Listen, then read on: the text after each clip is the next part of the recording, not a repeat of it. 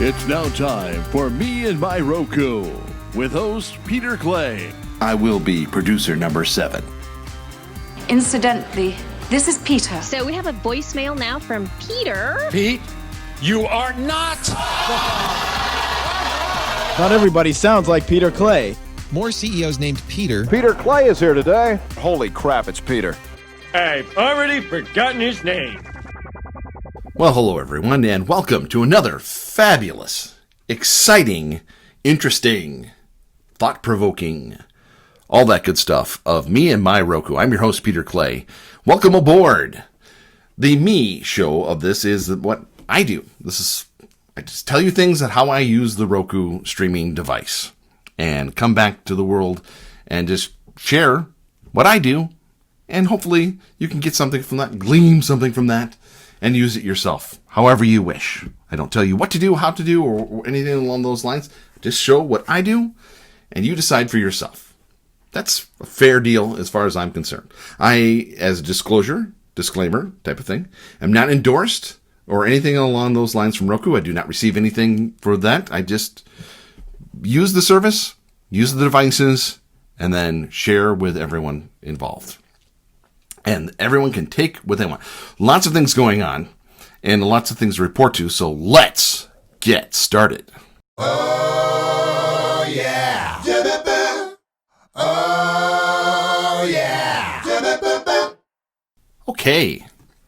So Roku is asking the Federal Communications Commission, the FCC, to deny a request from Charter Communications to add data caps to its Spectrum broadband plans. So apparently, a few years back, Charter and Time Warner merged, and part of that agreement to avoid antitrust issues and anti-competition and all that stuff, they put a 7-year ban on data caps for Charter. So they say, hey, if we allow us to do this, we will not act badly and all that stuff. So Roku and others are reminding the FCC that Charter should not do that and all that stuff. And Charter is suggesting that maybe they're not so evil. It's just that they want to offer a variety. Now, this may seem, to us streamers, that why would you not want data caps, or why would you not want unlimited bandwidth? And maybe Charter is saying, we just want to offer a variety of packages, and that one of the packages to offer a lower price, that lower price would need to have data caps in it. And they're saying right now, due to their agreement, they can't do that. That could be one possible reason. The other one could be they're greedy bastards. That, it's within the realm of possibility. So, in reply to the comment, Roku said that the FCC should remain vigilant against any efforts by internet service providers to weaken constraints on their power to implement anti-competitive measures. Now, I think that's a good argument to make, to at least let Charter know that, hello, people are watching. That you can't just sneak by something, that these are in the public record and all that stuff. So, a good point to be made on both sides to say, hey, we're a business. We need to provide everything for our customers because customers means everything. We have to report to shareholders and all that stuff. And good on Roku to say, and others out there to say, hey, hold the phone here. All right. So be wary out there and be mindful of these things going out there. It may affect you. And here in the household here, we did have our bill go up with Charter. Now, we were on a special plan, and just remember to be mindful of these things and to know the finer details of these things, because this affects how you stream, how you use your Roku and stuff. So we were mindful of this. We knew it was coming. We did a year deal because our bill was getting way up there. I mean, it was getting close to sky territory there, and we had to do something, even considered cable TV. But they made us an offer for 1 year at a really good price. And when it went up nominally. It was fine, and we can handle it. And if we have to do that challenge again someday, maybe they'll make us another deal. Maybe they won't. But right now, it's all good. So be mindful, be aware of those things, and know what's going on out there, and that we're watching you, Charter, and others out there, here on Me and My Roku. Whoa, whoa, yeah. Okay. as if you didn't need a reminder, what a crazy world we're living in right now. Just some things going out there that you may catch some headlines that maybe are just a little old. There's been some retractions out there and some things that made you go, what? So you may see some headlines along the lines of Disney taking over Fubo, Hulu, Fubo merging. When you find out the news that it is really all that exciting, or I don't think that means what you think it means type of thing.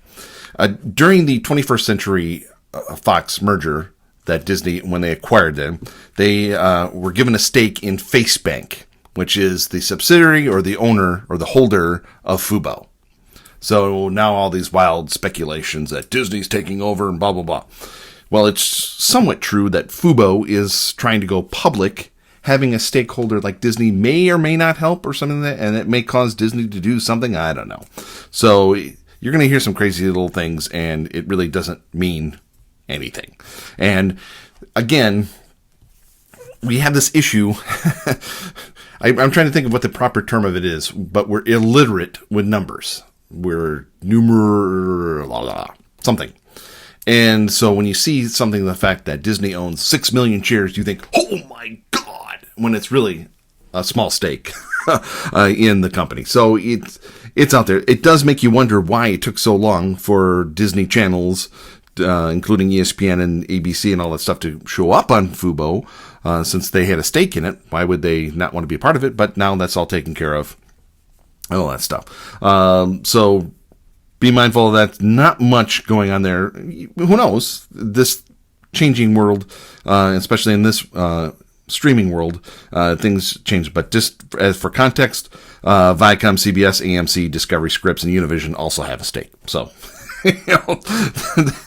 take for that what you mean. Other Disney news: Mulan, the movie that was supposed to come out back in March, will be coming out on Disney Plus in September for $30 if you have a Disney Plus subscription.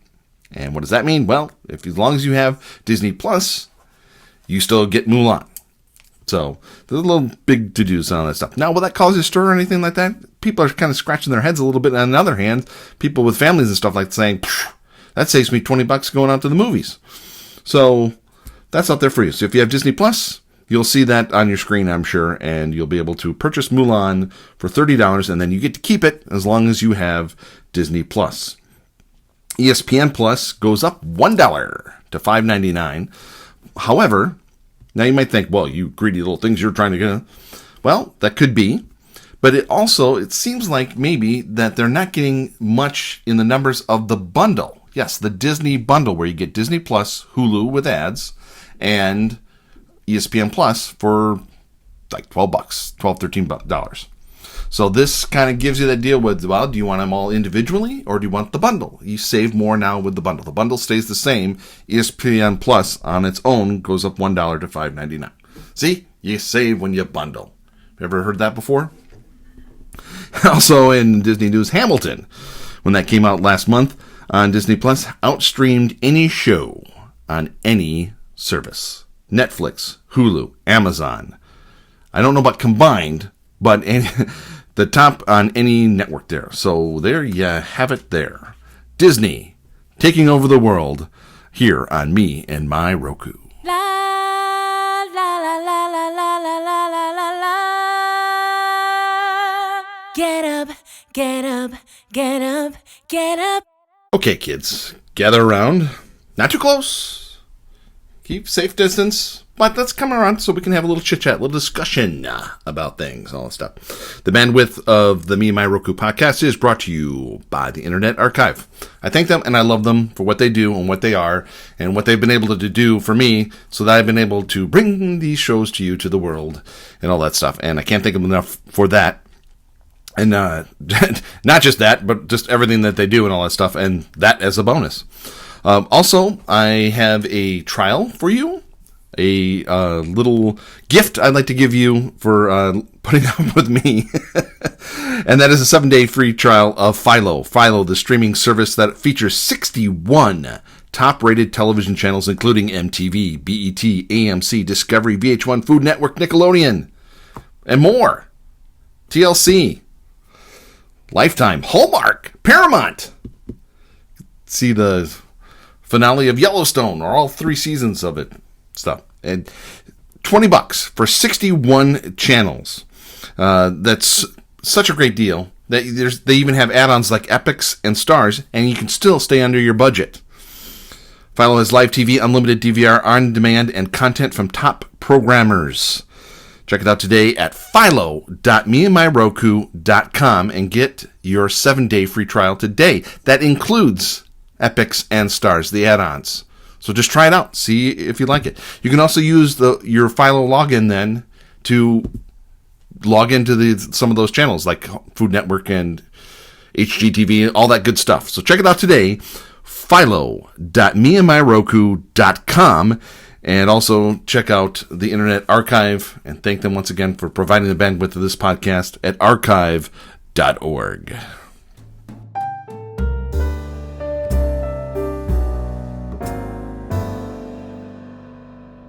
Okay, you are listening to the Me and My Roku podcast. I'm your host, Peter Clay. The me part. I talk about me every now and then, and that's okay, because that's part of the show. If you think the streaming world is a crazy place and things change rapidly, well, the podcast universe is just as crazy and changing ever so much as well. Amazon and Audible is part of Amazon, so one thing that they are going to be doing podcasts as well, and they have invited us, and us being me, to be a part of that when they launch, maybe next month, really soon at least. So if you're happy with your podcast provider, and I know that because you're listening to us, that's fine. But if when that comes out, you want to give that a shout, you'll know that at least one friend of yours is still there. So maybe check that out when that comes out. We should be part of that. Another thing that's going on as we go through all the things we're going through here, and in my life here, things are starting to get back close to normal, or as we like to say now, the new normal and all that stuff. So everything is pretty much as it was before everything kind of got crazy. So that's good for us and all that stuff, and doesn't change anything here or anything along those lines, but it also just kind of opens the doors and gets my wheels spinning and all that stuff. And one of the things that's going on with that is that I'm just basically looking at every opportunity out there and being a little more open-minded about things. I think it was Robert Schuller that said, you can live your life as a lease or live on a leash type of thing. And I like to think that I have a lease on life, and I like to take that whenever I can. And I know it seems crazy in these times and all that stuff that we should just, but when things pop up, I'm going to try to take advantage of everything I can, because I think as we recover, there's opportunities. And the one thing that I like to think that we get out of this is one word, and that is perspective. And I know things seem kind of jumbled right now, and everyone's got opinions on that, or are afraid to give opinions on that. And if you say one thing, somebody said something else, and all that stuff. But I think once we get through all of this, perspective comes out of it, and things that we're allowed to. We may lose college football this year and all that stuff. Perspective on that just says, well, what does that really mean? Can we live a year without that, and what that means? Will it mean that much more coming back? Or when it comes back, will things seem less, college football kind of seems like this big balloon that's been going, and it's just gotten so out of control, and who's really in charge and all this stuff. Do we maybe need to take a step back and realize these things? And maybe if we miss some things, I think I've said it on the shows before, when you can cancel a program, they can't miss you if you don't go away. So maybe if we lose a few things, do we go like, oh, we really like that? Or, you know what, maybe there's something more to life type of things. So this long drawn out thing is going to say that I'm putting my name out there for certain things and all that stuff. When I see an opportunity, I'm going after it. And one of the things that's out there is a Las Vegas show is looking for producer number 7. And I put my name in the hopper on that. And one of the reasons why I wanted to do that is not to be a big star in Vegas or anything like that. Let's face it, I'm a podcaster. I got everything I can handle right now. But to take the opportunities that I've been working for my whole life. I've been doing this since I was 18 years old, and I feel like I can offer something to an upstart company that that I've been working for my whole life and make the show better and add my little contributions to that. And so that's one of the reasons why I'm doing that. It's why I do this show. I've been doing something for 10 years. And I put it out there as how I do it. I like to do it in a non-confrontational way and say, watch this, do that. I just tell you what I do. And hopefully that inspires you to do what you want to do. So I'm not saying sell your house today and drop everything and do it. I'm just saying for us, when an opportunity comes, we're going to take it. And that goes for the little misses as well and all that stuff. If we need to do something, let's do it. Because you never know when you're going to get another chance to do that again as well. So I'm just letting you know that it's part of the me part of the show. Let you know what's going on and all those fabulous things out there. Because we can live a life on a leash and be afraid of the virus and not do anything ever again. Or we can just seek out the opportunities carefully, cautiously, and perspective to know that the opportunities are still out there and greater than ever. Back on the Roku front, Curiosity Stream is proud to have 13 million subscribers. Don't know what that means exactly because they're on a lot of tiers where you can get free trials and all that stuff. Apple TV, Roku, all that stuff, Amazon and stuff. But they're using those numbers to try and go public and all that stuff. So that's good for them on that stuff. If you haven't tried it, get the free trial. Try it out today. Lots of stuff out there available for you. Here on the home front here, I canceled Sundance Now. I was on a free trial that I'd gotten from T-Mobile, and that was for 3 months. And then I decided to cancel it. And they said, well, are you sure? How about one more month? And I said, okay. And then I canceled again. And this time they asked for a reason. And one of the, it was like 6 or 7 different reasons to cancel. And I found it kind of funny that one of the reasons was I was just here to watch Discovery of Witches. I almost clicked on that because that's basically all I watched on that. It was a cute show. It kind of tailed off towards the end. You know, I was kind of expecting with that, if it was such a bad thing for a vampire and a witch to get together, when they actually did get together, all it was 2 people getting together. You know, the winds didn't go, the earth didn't crack, you know, there was no lightning bolts or anything like that. When that superhero show on Amazon, when one of the girls got together with somebody, she like lit up and she glowed and all that stuff. Well, nothing happened here. 2 people just got together and was like, okay. I guess that's why vampires and witches shouldn't get together, because nothing happens.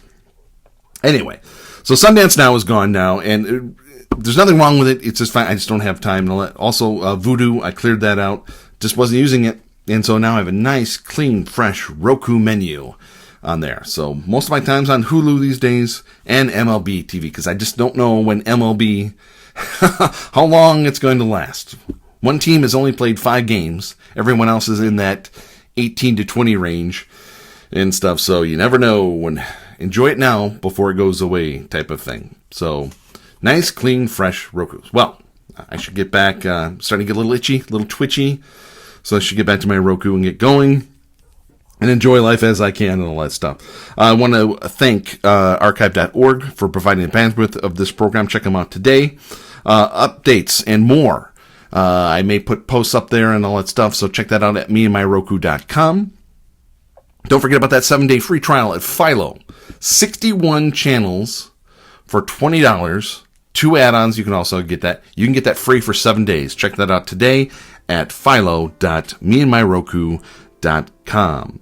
Also, a lot of the programming, like the extras and all that stuff, I get through gift cards, and can show you ways that I do that you can check that out today at Radio Affliction. I said that wrong already. swagbucks.radioaffliction.com. We'll get through this, kids. It's all good. Also, when Amazon and Audible start coming out with podcasts, you can get us there, but you can subscribe, and subscribing really helps the show out a lot. So I know you may have discovered this on accident, or I may have told you to listen to this on Twitter, but check us out today on all these fine podcast forums. You ready? Here it goes. Apple Podcasts, Google Podcasts, Stitcher, Spreaker, Spotify, TuneIn, SoundCloud, YouTube, iHeartMedia, Podbean, Pandora, and Radio.com. You can follow me on Twitter at Radio Affliction and on Instagram at Pierre Argyle. If you would like more intimate, one-on-one questions or comments or anything along those lines, email me at meandmyrokupodcast@gmail.com. Hey, I hope you're enjoying you and your Roku as much as I'm enjoying me and my Roku. And I'll be back with you real soon.